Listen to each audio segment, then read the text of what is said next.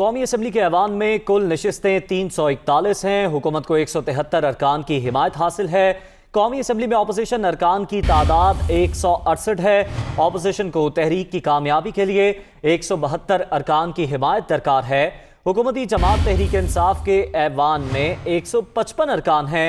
इत्तेहादियों में MKM के 7, BAP का 1, काफ लीग के 4 अरकान हैं। ग्रैंड डेमोक्रेटिक अलायंस के 3, APML का 1 रुकन है। जबकि 2 उम्मीदवार आज़ाद हैसियत से रुकन असम्बली बनने के बाद हुकूमती इत्तेहाद में शामिल हुए। इसी बारे मजीद जान लेते अपने नुमाइंदे उमर जट से। जी उमर, आगाह कीजिएगा।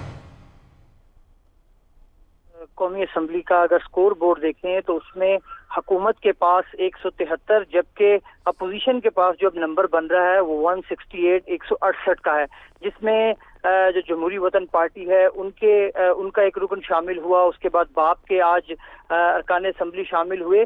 तो ये अपोजिशन का जो नंबर है वो इस वक्त 168 तक पहुंचा है, और जबकि उनको दरकार 172 है।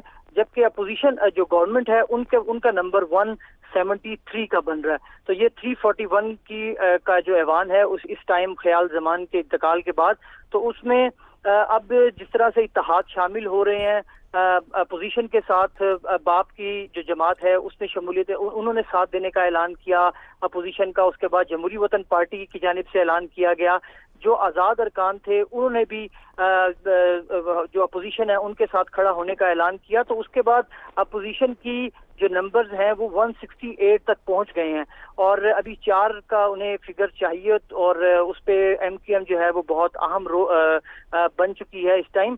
तो उसमें अब अगर पोजीशन को जो अपोजिशन है वो 172 तक पहुंचने के लिए उनको अब MKM भी चाहिए, और अगर MKM नहीं उनके साथ खड़ी होती तो जो बाकी PTI के मुनहरिफ अरकान हैं वो भी इस सारे मामले में काउंट किए जा सकते हैं। तो अभी बाकी MKM का फैसला है वो अब क्या ऐलान करते हैं, वो पहले ही बता चुके हैं कि वो इंतजार करेंगे और मुशावरत करेंगे और उसके बाद अपना फाइनल जवाब देंगे। तो उसके बाद पोजीशन जो है वो मजीद वाज़ेह हो जाएगी।